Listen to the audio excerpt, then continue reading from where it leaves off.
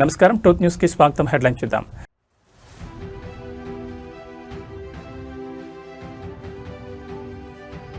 నారీ శక్తి వందన సమ్మేళనం ప్రారంభం. ముఖ్య అతిథిగా హాజరైన ప్రధాని నరేంద్ర మోడీ, ఢిల్లీ సీఎం రేఖా గుప్తా.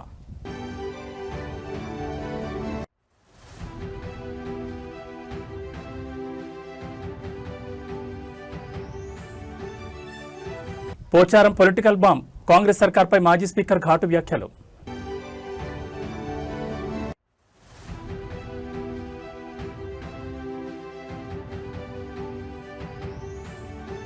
రాష్ట్రపతి ద్రౌపది ముర్ముతో నేడు మంత్రి నారా లోకేష్ భేటీ. అమరావతి బిల్లుపై ధన్యవాదాలు.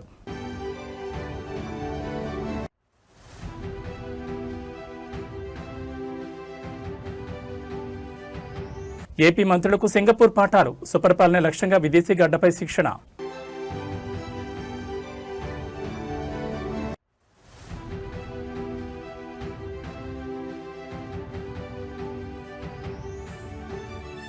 తెలంగాణలో ఆర్టీసీ సమ్మె సైరన్. ఇవాళ లేబర్ కమిషనర్తో జేఏసీ చర్చలు. భారతదేశ అభివృద్ధిలో మహిళల పాత్ర కీలకం. నారీ శక్తి లేనిదే వికసిత్ భారత్ సాధ్యం కాదు. ఇదే నినాదంతో దేశ రాజధాని ఢిల్లీలోని విజ్ఞాన భవన్లో నారీ శక్తి వందన సమ్మేళనం ఘనంగా ప్రారంభమైంది. మహిళా సాధికారత లక్ష్యంగా కేంద్ర ప్రభుత్వం ప్రతిష్టాత్మకంగా చేపట్టిన ఈ సదస్సుకు దేశంలోని వివిధ రంగాలకు చెందిన మహిళామణులు పెద్ద సంఖ్యలో తరలివచ్చారు. ఈ కార్యక్రమానికి ముఖ్య అతిథిగా భారత ప్రధాని నరేంద్ర మోడీ హాజరయ్యారు. ఆయనతో పాటు ఢిల్లీ ముఖ్యమంత్రి రేఖా గుప్తా మరియు పలువురు కేంద్ర మంత్రులు ఈ సమ్మేళనంలో పాల్గొన్నారు.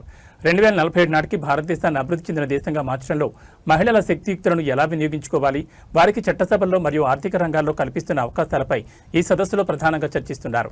ముఖ్యంగా నారీ శక్తి వందనం అధినియం అమలు దిశగా అడుగులు వేస్తున్న తరుణంలో ఈ సమ్మేళనం ప్రాధాన్యత సంతరించుకుంది. మహిళలు కేవలం లబ్ధిదారులు మాత్రమే కాదు, దేశ ప్రగతిలో భాగస్వాములని ప్రధాని ఈ సందర్భంగా ఉద్ఘాటించారు. ఢిల్లీ ముఖ్యమంత్రి రేఖా గుప్తా మాట్లాడుతూ మహిళల భద్రత మరియు స్వావలంబన కోసం ప్రభుత్వం చేపడుతున్న చర్యలను వివరించారు. देवी और सज्जनों, माननीय प्रधानमंत्री जी सभागार में पधार रहे हैं। आइए सब मिलकर देश का गौरव, विश्व मंच पर भारत की सशक्त पहचान, परम आदरणीय हम सब के प्रिय माननीय प्रधानमंत्री जी का गगन भेदी करतल ध्वनि के साथ हार्दिक उत्साहपूर्ण एवं गरिमामय स्वागत करें, अभिनंदन करें। वे जिन्होंने देश की नारी शक्ति को नई पहचान, नया आत्मविश्वास, नई दिशा दी है, जिन्होंने महिलाओं को सशक्त बनाकर उनके सपनों को नई उड़ान दी है, जिनके नेतृत्व में नारी आज केवल सहभागी नहीं बल्कि राष्ट्र निर्माण की अग्रदूत बनकर उभर रही है, जिन्होंने उन्हें अपने सामर्थ्य को पहचानने व साकार करने की प्रेरणा दी है। आइए ऐसे दूरदर्शी, प्रेरणा स्रोत एवं युग नायक नेता आदरणीय प्रधानमंत्री जी का एक बार पुनः हृदय की अनंत गहराइयों से आत्मीयतापूर्ण स्वागत करें।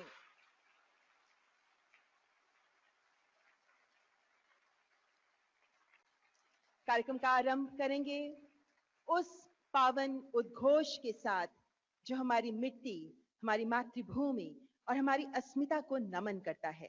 आप सबसे विनम्र अनुरोध, कृपया राष्ट्रगीत वंदे मातरम के लिए अपने अपने स्थान पर खड़े हो जाएं और ये राष्ट्रगीत प्रस्तुत कर रहे हैं संगीत नाटक अकादमी के कलाकार।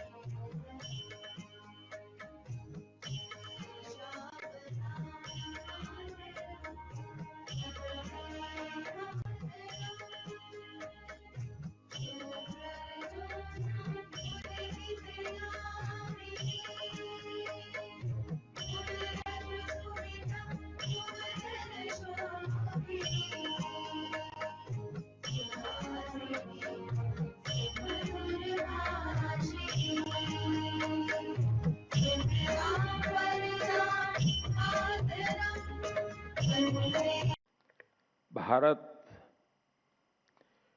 21वीं सदी के सबसे बड़े निर्णयों में से एक निर्णय लेने जा रहा है।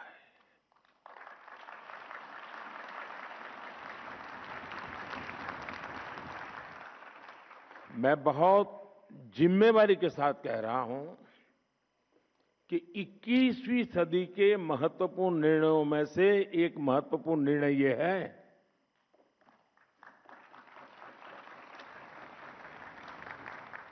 ये निर्णय नारी शक्ति को समर्पित है।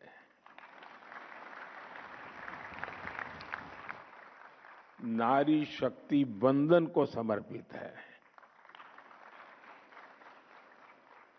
हमारे देश की संसद एक नया इतिहास रचने के करीब है। एक ऐसा नया इतिहास जो अतीत की संकल्पनाओं को साकार करेगा, जो भविष्य के संकल्पों को पूरा करेगा।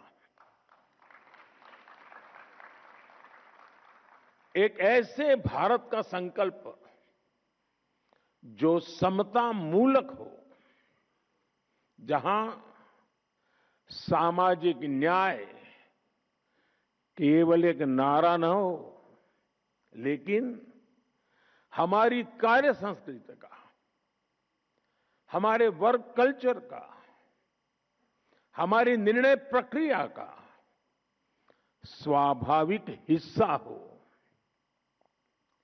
साथियों, राज्यों की विधानसभाओं से लेकर देश की संसद तक दशकों की प्रतीक्षा के अंत का समय 16, 17, 18 है। తెలంగాణలో రాజకీయ సమీకరణాలు శరవేగంగా మారే పరిస్థితులు కనిపిస్తున్నాయి. జీవన్ రెడ్డి లాంటి సీనియర్ కాంగ్రెస్తో బంధం తెంచుకుని బీఆర్ఎస్లో చేరబోతుండటంతో ఆ పార్టీలో జోష్ నెలకొంది. అయితే మరో నేత కూడా ఇదే బాటలో పయనిస్తున్నట్లు కనిపిస్తోంది. తాజాగా ఆయన బహిరంగ చేసిన కామెంట్లే ఇందుకు నిదర్శనం. సీనియర్ నేత బాన్సువాడ ఎమ్మెల్యే పోచారం శ్రీనివాసరెడ్డి కాంగ్రెస్ ప్రభుత్వంపై చేసిన హాట్ కామెంట్లు ఇప్పుడు చర్చనీయాంశమయ్యాయి. అసలు రాష్ట్రంలో ప్రభుత్వం ఉందా అంటూ ఆగ్రహం వ్యక్తం చేశారు. ఈ వ్యాఖ్యల ఆధారంగా ఆయన తిరిగి బీఆర్ఎస్ కూటికి చేరతారా అనే చర్చ జోరందుకుంది. ఇంతకీ ఏం జరిగిందో?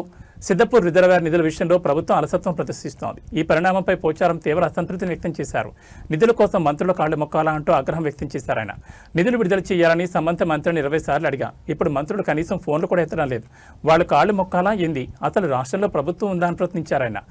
6 సార్లు ఎమ్మెల్యేగా నెగ్గిన పోచారం టీడీపీ, ఆ తర్వాత టీఆర్ఎస్లో చేరారు. మంత్రిగా అసెంబ్లీ స్పీకర్గాను ఆయన పనిచేశారు. అయితే 2024 కాంగ్రెస్లో చేరి ప్రభుత్వ వ్యవసాయ సలహాదారుగా నియమితులయ్యారు. అయితే ఆయన పార్టీ ఫిరాయించినట్లు బీఆర్ఎస్ ఫిర్యాదు చేసినప్పటికీ స్పీకర్ మాత్రం ఆ పిటిషన్ కొట్టేశారు. గత కొంతకాలంగా పార్టీ కార్యక్రమాలకు దూరంగా ఉంటున్న ఆయన ప్రస్తుత పరిస్థితుల నేపథ్యంలో తిరిగి బీఆర్ఎస్ కూటికి చేరతారంటూ ఊహాగానాలు వెలువడుతున్నాయి. అనేది ఒకటి ఉన్నదా, ఏమన్నా కదలిక ఉందా లేదా? మాకే సీనియర్ ఎమ్మెల్యేనండి నేను. నిన్నమల ఎమ్మెల్యే కాలేదు. వల్ల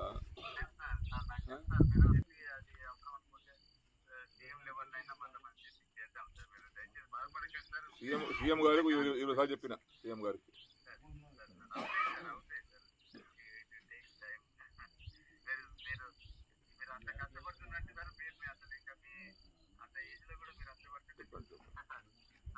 నేనేమో ఎందుగా అంటే మొండిగా ఒక ఇంతకెళ్ళి అడుగు బయట పెట్టేటప్పుడు ఏమన్నా కానీ సావని బతుకని నిర్ణయం తీసుకుందామని వచ్చిన యాక్చువల్ అయితే ఏమన్నా కానీ అనుకుని వచ్చిన ఏదన్నా కానీ ఫలితం దాందిగా అట్లా నిర్ణయం గట్టిగా తీసుకుని వచ్చిన నేను.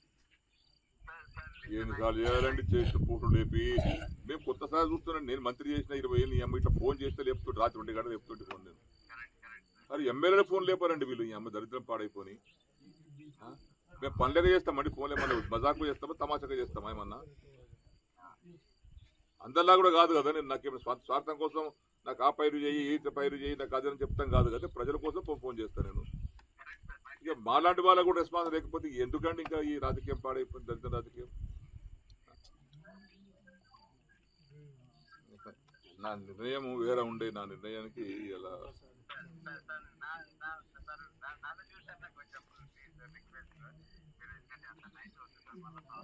ఏమైతే నైట్ అయితే ఏముందండి, జంగల్లో ఉన్నాం, జంగల్లో వండుకుంటాము, కూడా చంపుతాం, బతుకుతాం. ఏముంది అంతకన్నా మీకు ఒకనాడు వచ్చినా కూడా వస్తాము. ఒకనాడు పోయేది ఒకటే పోతాం. ఇంకేమున్నది, ఎప్పుడో పోయేది. ఇంత ఇట్లాంటి ప్రభుత్వంలో ఇట్లాంటి పరిస్థితుల్లో మా ఫోన్ లేకపోతే ఎవరు చెప్పుకోవాలి? శ్రీ గారు మేము ఎవరితో మాట్లాడాలి? మేము వాళ్ళు మొక్కన పోయి అమ్మ ఈ వయసులో పోయి విసుగొచ్చి ఆఖరి విరక్తితో నిర్ణయం తీసుకునేది. ఇంటికెళ్ళి బయలుదేరేటప్పుడు చెప్పలేదు ఎవరికి. ఏపీ ఐటీ శాఖ మంత్రి నారా లోకేష్ నేడు రాష్ట్రపతి ద్రౌపది ముర్ముతో సమావేశం కానున్నారు. రాష్ట్ర రాజధానికి అమరావతి చట్టబద్ధం కల్పించే బిల్లుపై రాష్ట్రపతి సంతకం చేయడంతో చట్టరూపం దాల్చింది. ఈ క్రమంలో రాష్ట్రపతికి లోకేష్ ధన్యవాదాలు తెలపనున్నారు. ఈ సందర్భంగా అమరావతి చారిత్రక సాంస్కృతిక ప్రాధాన్యాన్ని మంత్రి రాష్ట్రపతికి వివరించనున్నారు. శాతవాహనుల కాలం నాటి వైభవాన్ని, బౌద్ధ మతానికి కేంద్రంగా ఉన్న అమరావతి విశిష్టతను ఆయన ప్రస్తావించనున్నారు. ఆయన వెంట తెలుగుదేశం పార్టీ ఎంపీలు కూడా వెళ్లి రాష్ట్రపతిని మర్యాదపూర్వకంగా కలవనున్నారు. ఇప్పటికే లోకేష్ ఢిల్లీకి చేరుకోగా అక్కడే ఉన్న పార్టీ ఎంపీలు ఆయనకు స్వాగతం పలికారు. ఈ పర్యటనలో భాగంగా లోకేష్ మరికొందరు కేంద్ర మంత్రులను కూడా కలిసి రాష్ట్రానికి సంబంధించిన ఐటీ పెట్టుబడులు, విద్యారంగ ప్రాజెక్టులపై చర్చించే అవకాశం ఉన్నట్టు తెలుస్తోంది.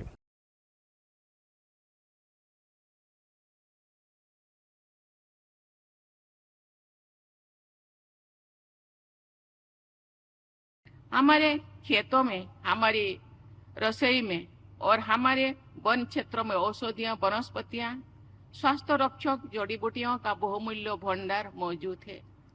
इस बहुमूल्य संपदा का संरक्षण और संवर्धन औषधियों के लिए रॉ मटेरियल उपलब्ध कराने के साथ साथ पर्यावरण संतुलन के लिए भी महत्वपूर्ण भूमिका है। औषधीय पौधों की खेती न केवल किसानों की आर्थिक स्थिति सुधारती है, बल्कि इस मिट्टी के स्वास्थ्य और संरक्षण में भी मदद करती है। इसीलिए आयुष पद्धतियों को बढ़ावा देने से न केवल लोगों का शारीरिक और आर्थिक स्वास्थ्य बेहतर होता है, बल्कि पर्यावरण संरक्षण को भी बल मिलता है। ఆంధ్రప్రదేశ్ మంత్రులకు సింగపూర్లో ప్రత్యేక శిక్షణ కార్యక్రమం ఏర్పాటు చేయడం పాలనలో నాణ్యత పెంపుకు కీలక అడుగుగా భావిస్తున్నారు. ఈ నెల 21వ తేదీ నుంచి 27వ తేదీ వరకు మొత్తం 9 మంది మంత్రులు సింగపూర్లో జరిగే శిక్షణలో పాల్గొనున్నారు.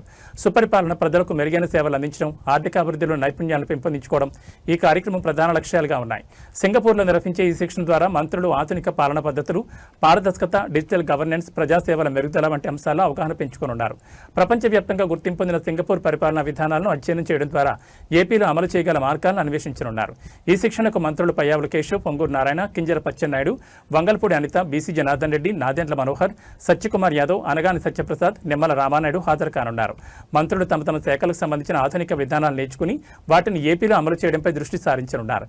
సింగపూర్ ప్రపంచంలో అత్యుత్తమ పరిపాలనా వ్యవస్థల్లో ఒకటిగా గుర్తింపు పొందింది. అక్కడి ప్రభుత్వం పారదర్శకత, వేగవంతమైన సేవలు, సాంకేతిక వినియోగం వంటి అంశాల్లో ఆదర్శంగా నిలుస్తోంది. అందుకే ఆంధ్రప్రదేశ్ ప్రభుత్వం మంత్రుల శిక్షణకు సింగపూర్ ఎంపిక చేసింది. ఈ శిక్షణ ద్వారా ప్రభుత్వ సేవల వేగం, నాణ్యత మెరుగుపడే అవకాశం ఉంది. డిజిటల్ గవర్నెన్స్ బలోపేతం అవుతుంది. పెట్టుబడులు ఆకర్షించే విధానాలు అభివృద్ధి చెందుతాయి. ప్రజా సంక్షేమ పథకాల అమలు మరింత సమర్థవంతంగా మారుతుంది. సింగపూర్లో నిర్వహించే ఈ శిక్షణ కార్యక్రమం ఆంధ్రప్రదేశ్ పరిపాలనలో కొత్త మార్పులకు దారితీసే అవకాశం ఉంది. మంత్రులు నేర్చుకున్న అనుభవాన్ని రాష్ట్ర అభివృద్ధికి వినియోగిస్తే ప్రజలకు మెరుగైన సేవలు అందే అవకాశం ఉంది. ఇది సుపరిపాలన దిశగా సీఎం చంద్రబాబు తీసుకున్న ముఖ్యమైన ముందడుగా చెప్పొచ్చని ప్రభుత్వ వర్గాలు పేర్కొన్నాయి.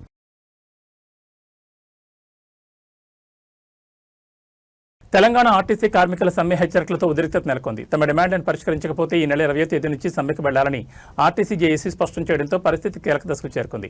ఈ రోజు సాయంత్రం 4 గంటలకు లేబర్ కమిషనర్తో ఆర్టీసీ జేఏసీ ప్రతినిధులు చర్చలు జరుపుతున్నారు. ఈ సమావేశం ఫలితాలపై కార్మికుల భవిష్యత్ నిర్ణయం ఆధారపడి ఉంటుంది. చర్చల అనంతరం సమ్మె తేదీపై అధికారిక ప్రకటన చేసే అవకాశం ఉన్నట్లు జేఏసీ వర్గాలు తెలిపాయి. లేబర్ కమిషనర్ కార్యాలయం వద్దకు భారీ సంఖ్యలో కార్మికులు చేరుకోవాలని జేఏసీ పిలుపునిచ్చింది. తమ డిమాండ్లకు ప్రభుత్వం స్పందన ఇవ్వాలని కార్మికులు డిమాండ్ చేస్తున్నారు. ప్రభుత్వం తమ సమస్యలపై తక్షణ స్పందన ఇవ్వకపోతే సమ్మె తప్పదని జేఏసీ స్పష్టం చేసింది. ఇప్పటికే మార్చి 13వ తేదీన యాజమాన్యానికి సమ్మె నోటీసు అందజేసినట్లు వెల్లడించింది. ఇప్పటి వరకు ప్రభుత్వం నుంచి స్పష్టమైన స్పందన రాలేదని కార్మిక సంఘాలు ఆవేదన వ్యక్తం చేస్తున్నాయి. ఆర్టీసీ కార్మికుల వేతనాలు, సర్వీస్ సమస్యలు, బెనిఫిట్స్ వంటి అంశాలపై దీర్ఘకాలికంగా అసంతృప్తితో ఉన్నారు. సమస్యలు పరిష్కరించకపోవడం వల్ల ఆందోళన తీవ్రత పెరుగుతోంది. సమ్మెకు వెళ్లాల్సి వస్తే దాని బాధ్యత ప్రభుత్వానిదేనని జేఏసీ నాయకులు హెచ్చరించారు. కార్మికుల సమస్యలను పట్టించుకోకపోవడం వల్లే పరిస్థితి దశకు చేరిందని వారు పేర్కొన్నారు.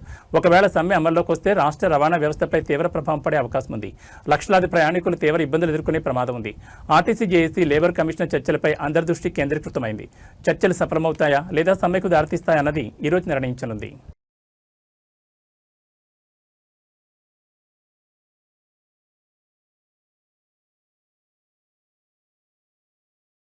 ఆంధ్రప్రదేశ్ రాష్ట్రంలో పురపాలక ఎన్నికల నిర్వహణకు ముందస్తు ఏర్పాట్లు మొదలయ్యాయి. 13 నగరపాలక సంస్థలు, 87 పురపాలక సంఘాలు, నగర పంచాయతీల్లో డివిజన్లు, వార్డుల పునర్వ్యవస్థీకరణ ప్రక్రియ ప్రారంభమైంది. పాత, కొత్త డివిజన్లు, వార్డులకు 4 వైపుల హద్దులు నిర్ణయించాక ప్రాథమికంగా నోటిఫికేషన్ ఇచ్చి ప్రజాభిప్రాయాన్ని సేకరిస్తారు. ఆపై మార్పులు చేర్పులతో కలెక్టర్ ద్వారా ప్రభుత్వ తుది ఆమోదానికి పంపనున్నారు. పునర్విభజనతో డివిజన్లు, వార్డుల సంఖ్య 3942కు పెరగనుంది. కొత్తగా 772 అందుబాటులోకి రానున్నాయి. మొత్తంగా రాష్ట్రంలో 12 నగరపాలక సంస్థలు, 75 పురపాలక సంఘాలు, నగర పంచాయతీల్లో పాలక వర్గాలు 5 ఏళ్ల పదవీకాలం ఈ ఏడాది మార్చి 17తో ముగిసింది. మరో నగరపాలక సంస్థ, ఇంకో 12 పురపాలక, నగర పంచాయతీల్లో పాలకవర్గం పదవీకాలం నవంబర్లో ముగియనుంది. పురపాలక ఎన్నికల నిర్వహణపై ప్రభుత్వం ఇప్పటికే సంకేతాలు ఇచ్చింది. ఆగస్టు, సెప్టెంబర్లో ఎన్నికలు నిర్వహించాలన్న యోచనతో ఉన్నట్టు తెలుస్తోంది. ఈ క్రమంలోనే డివిజన్లు, వార్డుల పునర్విభజనకు నోటిఫికేషన్లు వేర్వేరుగా ఇటీవల జారీ చేసింది. ముందు నిర్ణయించిన ప్రకారం ఈ నెలాఖరుతో ప్రక్రియ పూర్తి చేయాలి. అధికారులు, సిబ్బంది జనగణన ఏర్పాట్లలో ఉన్నారన్న పురపాలక, నగరపాలక సంస్థల విజ్ఞప్తిపై వచ్చే నెలాఖరు వరకు గడువు పెంచారు. పునర్విభజనపై కొన్ని చోట్ల క్షేత్రస్థాయిలో 2 రోజుల క్రితం పరిశీలన ప్రారంభమైంది. మిగిలిన చోట్ల 2-3 రోజుల్లో మొదలు కానుంది. 2011 జనాభా లెక్కల ప్రకారం ప్రస్తుతం ఒక్కో డివిజన్ వార్డుని 2గా విభజించవచ్చని అంచనా. విశాఖపట్నం, విజయవాడ, గుంటూరు, నెల్లూరు, కర్నూలు, తిరుపతి, కడప నగరపాలక సంస్థల్లో డివిజన్లు కొత్తగా 20 వరకు పెరగనున్నాయి. బీసీల గణన కోసం ప్రభుత్వం ఏర్పాటు చేసిన డెడికేటెడ్ కమిషన్ వచ్చే నెలలో నివేదిక ఇవ్వనుంది. దీని ఆధారంగా వార్డులు, డివిజన్ స్థానాలను ప్రభుత్వం రిజర్వేషన్లు ఖరారు చేయనుంది. మొత్తం రిజర్వేషన్లు 50% మించకూడదన్న సుప్రీంకోర్టు ఆదేశాల నేపథ్యంలో ప్రభుత్వం ఎలాంటి నిర్ణయం తీసుకుంటుందో చూడాలి. వార్డులు, డివిజన్ల వారీగా ఓటర్ల జాబితాల తుది ప్రచురణ, పోలింగ్ కేంద్రాల ఏర్పాటు తదితర అంశాలు నెలాఖరులోగా కొలిక్కి రానున్నాయి. ఓటర్ల జాబితాలో 2026 మార్చి 9న ప్రచురించాలని రాష్ట్ర ఎన్నికల సంఘం పురపాలక శాఖను ఆదేశిస్తూ ఫిబ్రవరి 6న నోటిఫికేషన్ ఇచ్చింది. కొంత సమయం కావాలన్న ఆ శాఖ విజ్ఞప్తిని రాష్ట్ర ఎన్నికల సంఘం అనుమతించింది. ఓటర్ల జాబితాలో ప్రచురణకు మరోసారి ఎన్నికల సంఘం నోటిఫికేషన్ ఇవ్వాల్సి ఉంది. నంద్యాల జిల్లాలో ఎండలు ముదురుతున్న వేళ ఊహించని అగ్ని ప్రమాదాలు రైతన్నల కడుపు కొడుతున్నాయి. తాజాగా ఆళ్లగడ్డ మండలం బత్తలూరు గ్రామంలో చోటు చేసుకున్న ఘోర అగ్ని ప్రమాదం స్థానిక రైతాంగాన్ని కోలుకోలేని దెబ్బతీసింది. ఈ ప్రమాదంలో సుమారు 20 గడ్డిమామలు అగ్నికి ఆహుతయ్యాయి. ఏడాది పొడవునా పశువుల కోసం దాచుకున్న పశుగ్రాసం కళ్ల ముందే బూడిద కావడంతో రైతులు కన్నీరు మున్నీరవుతున్నారు. బత్తలూరు గ్రామ శివారులోని గడ్డిమామల వద్ద ఈ రోజు ఉదయం ఒక్కసారిగా మంటలు చెలరేగాయి. వేసవి కాలం కావడంతో గాలుల తీవ్రతకు మంటలు క్షణాల్లో ఓ వాము నుంచి మరో వాముకు వ్యాపించాయి. స్థానికులు మంటలు అదుపు చేసేందుకు ప్రయత్నించినప్పటికీ మంటల ఉధృతి ఎక్కువగా ఉండడంతో ఫలితం లేకుండా పోయింది. రైతులకు పశువులే జీవనాధారం. సాగు పనులు ముగిసిన తర్వాత పశువుల మేత కోసం ఎంతో కష్టపడి గడ్డిని సేకరించి వాములుగా వేసుకుంటారు. ఏడాది పొడవునా తమ పాడి పశువులకు మేతగా ఉంటుందని దాచుకున్న గడ్డి ఇలా కళ్ల ముందే బుగ్గి కావడం చూస్తుంటే గుండె తరుక్కుపోతోందని బాధితులు వాపోతున్నారు. ప్రస్తుతం గడ్డి వాములు కాలిపోవడంతో పశువులకు మేత ఎలా వేయాలో తెలియక రైతులు దిక్కుతోచని స్థితిలో ఉన్నారు. వేసవిలో పశుగ్రాసం ధరలు ఎక్కువగా ఉంటాయని, ఇప్పుడు విన్న నిల్వలు కూడా కాలిపోవడంతో ఆర్థికంగా భారీ నష్టం వాటిల్లిందని రైతులు ఆవేదన వ్యక్తం చేస్తున్నారు. అగ్ని ప్రమాదానికి గల ఖచ్చితమైన కారణాలు ఇంకా తెలియాల్సి ఉంది. అయితే ప్రాథమికంగా ఈ కారణాలను అనుమానిస్తున్నారు. పొలాల మీదుగా వెళ్లే విద్యుత్ తీగలు ఒకదానికొకటి తగిలి నిప్పురవ్వలు రావడంతో గడ్డివాములు త్వరగా అంటుకుంటున్నట్టు తెలుస్తోంది. ఎవరైనా బీడీ లేదా సిగరెట్ తాగి పడేయడం వల్ల కూడా ఇలాంటి ప్రమాదాలు జరిగే అవకాశం ఉంది. ఈ ఘటనపై సమాచారం అందుకున్న అగ్నిమాపక సిబ్బంది ఘటనా స్థలానికి చేరుకుని మంటలను అదుపు చేసే ప్రయత్నం చేశారు. రెవెన్యూ అధికారులు నష్టాన్ని అంచనా వేస్తున్నారు. రాత్రి 11:30 ప్రాంతంలో ఈ రైతులు వేసుకునే సుపవాములు ప్రమాదవశాత్తు అగ్నికి ఆహుతి సుమారు 14-15 మంది రైతులవి 30 వాములు అగ్నికి ఆహుతి అయిపోయాయి. దాదాపు 1.5 ఎవరి శక్తి కొద్ది వాళ్ళు కష్టపడి తెచ్చి వేసుకున్నారు సార్. వాములు వేసుకున్నారు. 11:30 టయాన ఎవరు పెట్టినారు ఎట్లా కానీ. వాతావరణ శాఖ అంచనాలకు తగ్గట్టుగానే తెలంగాణ రాష్ట్రంలో ఎండలు దంచుకొడుతున్నాయి. దీంతో ప్రజలు బయటకు రావాలంటేనే భయపడుతున్నారు. ఈ క్రమంలో రాష్ట్ర ప్రజలకు వాతావరణ శాఖ మరో పిడుగు లాంటి వార్త చెప్పింది. రాబోయే 7 రోజుల పాటు ఎండ తీవ్రత అసాధారణంగా ఉండబోతోందని వాతావరణ నిపుణులు హెచ్చరిస్తున్నారు. రాష్ట్ర వ్యాప్తంగా వడగాల్పులు వీచే అవకాశం ఉన్నందున ప్రజలు అత్యంత అప్రమత్తంగా ఉండాలని సూచించారు. ముఖ్యంగా ఉత్తర, తూర్పు తెలంగాణ జిల్లాలో సూర్యుడి ప్రతాపం చూపనున్నాడు. ఆదిలాబాద్, నిజామాబాద్, కరీంనగర్, నల్గొండ వంటి జిల్లాలో ఉష్ణోగ్రతలు 42 డిగ్రీల సెల్సియస్ నుంచి 45 డిగ్రీల సెల్సియస్ వరకు నమోదయ్యే ప్రమాదం ఉంది. పగటి ఉష్ణోగ్రతలు సాధారణం కంటే 2 నుంచి 4 డిగ్రీలు పెరిగే అవకాశం ఉండడంతో మధ్యాహ్నం 11 గంటల నుంచి సాయంత్రం 4 గంటల వరకు బయటకు రావడం క్షేమకరం కాదని నిపుణులు స్పష్టం చేస్తున్నారు. ఈ ప్రభావంతో రాష్ట్రంలోని హైదరాబాద్తో పాటు పరిసర జిల్లాల్లో కూడా ఉక్కపోత తీవ్రంగా ఉంటుందని, గాలిలో తేమ శాతం తగ్గడం వల్ల వడదెబ్బ తగిలే ప్రమాదం ఉందని వాతావరణ కేంద్రం హెచ్చరించింది. ఈ వారం రోజులు హీట్ ఇండెక్స్ ఎక్కువగా ఉంటుందని, దీనివల్ల డీహైడ్రేషన్, ఇతర ఆరోగ్య సమస్యలు తలెత్తొచ్చని వైద్యులు హెచ్చరిస్తున్నారు. ప్రజలు తగినంత నీరు, మజ్జిగ, ద్రవ పదార్థాలు తీసుకోవాలని, బయటకు వెళ్లాల్సి వస్తే గొడుగు లేదా టోపీ వంటి రక్షణ కవచాలు వాడాలని సూచిస్తున్నారు. రైతులు బయట పనిచేసే కూలీలు ఎండ తీవ్రత తక్కువగా ఉన్న సమయాల్లోనే పనులు ముగించుకోవాలని నిపుణులు విజ్ఞప్తి చేస్తున్నారు.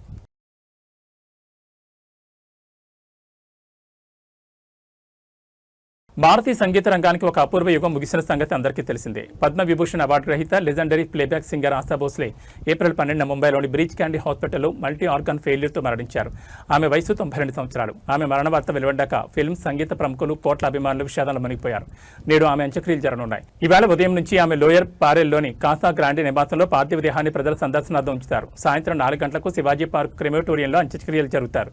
ఆశా భోస్లే మరణ వార్తను ఆమె కుమారుడు ఆనంద్ భోస్లే ధృవీకరించారు. ఏప్రిల్ 11 సాయంత్రం అలసట, చెస్ట్ ఇన్ఫెక్షన్తో హాస్పిటల్కి తీసుకెళ్లారు. తర్వాత కార్డియాక్ అరెస్ట్తో మళ్లీ ఆర్గాన్ ఫెయిల్యూర్ సంభవించిందని డాక్టర్లు తెలిపారు.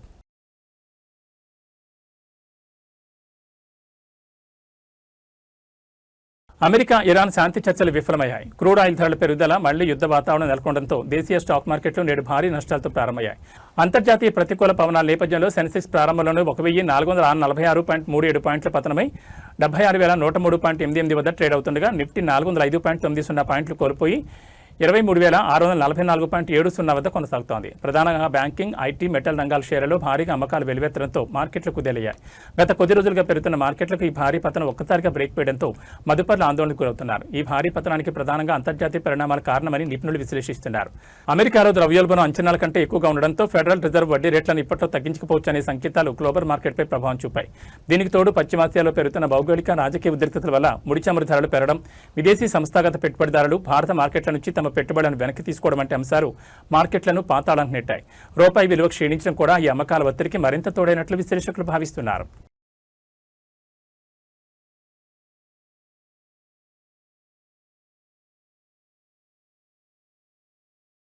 జగిత్యాల జిల్లా ధర్మపురిలో మంత్రి Laxman Kumar BRS working president KTR పై తీవ్ర విమర్శలు చేశారు. బీఆర్ఎస్ పార్టీ సిద్ధాంతమే దాచుకో అని, దానికి కేటీఆర్ పేటెంట్ దారుడని ఎద్దేవా చేశారు. అసూయతోనే ప్రభుత్వంపై బురద జల్లుతున్నారని, దమ్ముంటే తప్పులను ఆధారాలతో నిరూపించాలని సవాల్ విసిరారు. 2029లో మళ్లీ కాంగ్రెస్ పార్టీ అధికారంలోకి వస్తుందని ధీమా వ్యక్తం చేశారు. పచ్చకమ్ములకు ఊరంతా పచ్చగా కనబడుతుందట. మాజీ మంత్రి కేటీఆర్కి ఏం కనబడుతుందంటే వాళ్ళు దోసుకోండి ఎవరు ఎవరు చేసిండ్రు, దాచుకుని ఎవరు నేర్పిండ్రు. తెలంగాణ భారతదేశ ప్రజలకు వాళ్ళు దానికి పెటెంట్, ఒక్కొక్కరికి ఒక పెటెంట్ ఉంటుంది. ఆ పెటెంట్ దాచుకో అన్నదానికి పెటెంట్ కేటీఆర్, టీఆర్ఎస్ పార్టీ. వాళ్ళు మమ్మల్ని అంటే ఏంటండి నాకు అర్థం కాదు. మేము ఎక్కడ దోసుకున్నామో చెప్పమండి. దమ్మును వాళ్ళ దగ్గర మొత్తం మీడియా పత్రికలు ఉన్నాయి కదా, వాళ్ళ దగ్గర రాయమనండి. ఎక్కడెక్కడ దోసుకున్నామో, ఏడు తప్పులు చేసినామో రాయమనండి. దమ్ము ఉంటే, ఆధారాలు ఉంటే నిరూపించమనండి. కేంద్రంలో బీజేపీ వాళ్ళకే కదా, వాళ్ళ డిఎన్ఏ కదా. కేంద్ర దర్యాప్తు ద్వారా ఏ మంత్రి తప్పు చేసిండు, ఏ శాఖల పొరపాటు జరుగుతుంది, ఏ మంత్రి ఎలాంటి పొరపాటు చేసిండు చెప్పమనండి దమ్ముంటే. ఏదో విధంగా గౌరవ ముఖ్యమంత్రి రేవంత్ రెడ్డి గారి పరిపాలన రేపు 2029లో కూడా మళ్ళీ ముఖ్యమంత్రి గారి అధికారంలోకి వస్తాడు. ప్రజలు మమ్మల్ని నమ్ముతలేరు. ఆల్రెడీ 2023లో మార్పు కోరుకుని ప్రజలు మమ్మల్ని దూరం పెట్టిళ్ళు, మమ్మల్ని కూడా కొట్టిళ్ళు. మళ్ళీ పార్లమెంట్ ఎలక్షన్స్ వస్తే మా అడ్రస్ లేదు, సర్పంచ్ ఎలక్షన్స్ వస్తే మా అడ్రస్ లేదు, మున్సిపాలిటీ ఎలక్షన్స్ వస్తే మా అడ్రస్ లేదు. ఇప్పుడు మా తెలంగాణ ఆశా భాష మాటతోని జగిత్యాల కాంగ్రెస్ లో వర్గ విభేదాలు భగ్గుమన్నాయి. ఎమ్మెల్యే సంజయ్ కుమార్ వైఖరిపై అసంతృప్తితో ఉన్న కాంగ్రెస్ సీనియర్లు సీఎం రేవంత్ రెడ్డిని కలిసేందుకు అపాయింట్మెంట్ తీసుకున్నారు. మున్సిపల్ కోఆప్షన్లో సీనియర్లకు అన్యాయం జరిగిందని, పీఆర్ఎస్ నుంచి వచ్చిన వారికే ప్రాధాన్యత ఇస్తున్నారని వారు ఆగ్రహం వ్యక్తం చేస్తున్నారు. అయితే ఎమ్మెల్యే సంజయ్ రంగంలోకి దిగడంతో చివరి నిమిషంలో సీఎం అపాయింట్మెంట్ రద్దు కావడం జిల్లా రాజకీయాల్లో హాట్ టాపిక్ గా మారింది.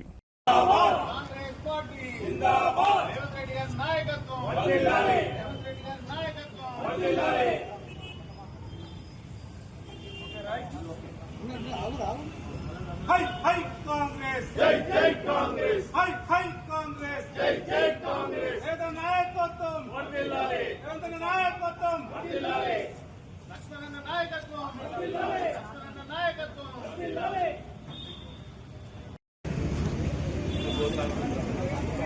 ముఖ్యమంత్రి గారు